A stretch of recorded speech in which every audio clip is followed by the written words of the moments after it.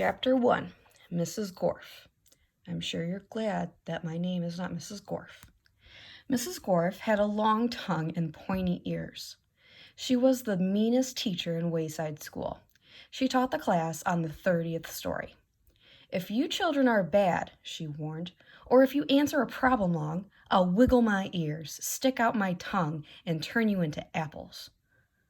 Mrs. Gorf didn't like children, but she loved apples. So weird. Joe couldn't add.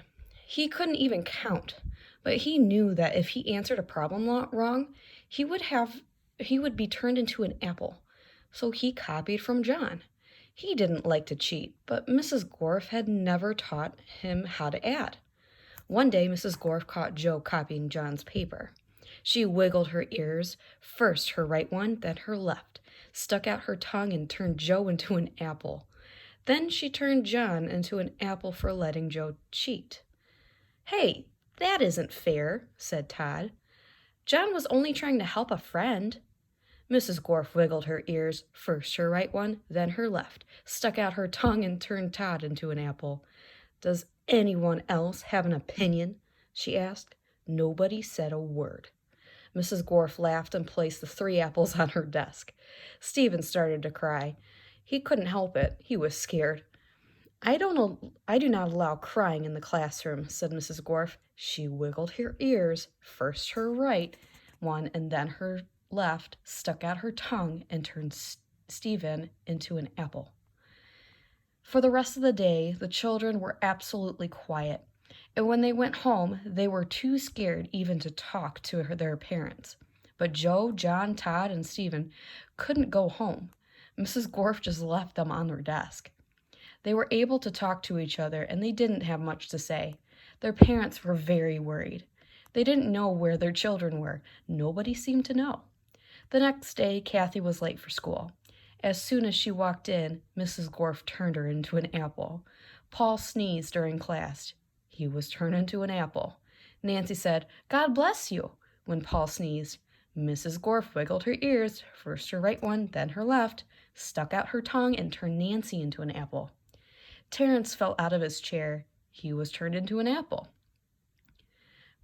Marcia tried to run away. She was halfway to the door as Mrs. Gorf's right ear began to wiggle. When she reached the door, Mrs. Gorf's left ear wiggled. Marcia opened the door and had one foot outside when Mrs. Gorf stuck out her tongue. Marcia became an apple. Mrs. Gorf picked up the apple from the floor and put it on her desk with the others. Then a funny thing happened. Mrs. Gorf turned around and fell over a piece of chalk. The 3 Erics laughed. They were turned into apples. Mrs. Gorf had a dozen apples on her desk. Joe, John, Todd, Stephen, Kathy, Paul, Nancy, Terrence, Marcia, and the 3 Erics. Eric Fry, Eric Bacon, and Eric Ovens. Lewis, the yard teacher, walked into the classroom. He had missed the children at recess. He had heard that Mrs. Gorf was a mean teacher, so he came up to investigate. He saw the 12 apples on Mrs. Gorf's desk. "I must be wrong," he thought. "She must be a good teacher if so many children are bringing her apples." He walked back to the playground. The next day, a dozen more children were turned into apples. Lewis, the yard teacher, came back into the room. He saw 24 apples on Mrs. Gorf's desk. There were only 3 children left in the class.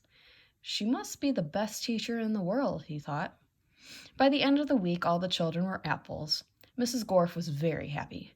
"Now I can go home," she said. "I don't have to teach anymore. I won't have to walk up 30 flights of stairs ever again." "You're not going anywhere," shouted Todd.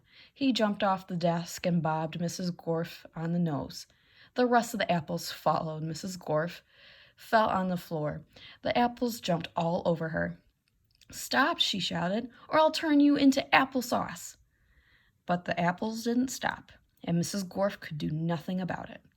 "Turn us back into children," Todd demanded. Mrs. Gorf had no choice. She stuck out her tongue, wiggled her ears, this time her left one first and then her right, and turned the apples back into children. "All right," said Marcia. "Let's go get Lewis. He'll know what to do." "No," screamed Mrs. Gorf. I'll turn you back into apples." She wiggled her ears, first her right, then her left, and stuck out her tongue. But Jenny held up a mirror, and Mrs. Gorf turned herself into an apple. The children didn't know what to do. They didn't have a teacher. Even though Mrs. Gorf was mean, they didn't think it was right to leave her as an apple. But none of them knew how to wiggle their ears. Louis, the yard teacher, walked in. "Where's Mrs. Gorf?" he asked. Nobody said a word. "Boy, I am hungry," said Louis. "I don't think Mrs. Gorf would mind if I ate this apple. After all, she always has so many." He picked up the apple, which was really Mrs. Gorf, shined it up on his shirt, and ate it.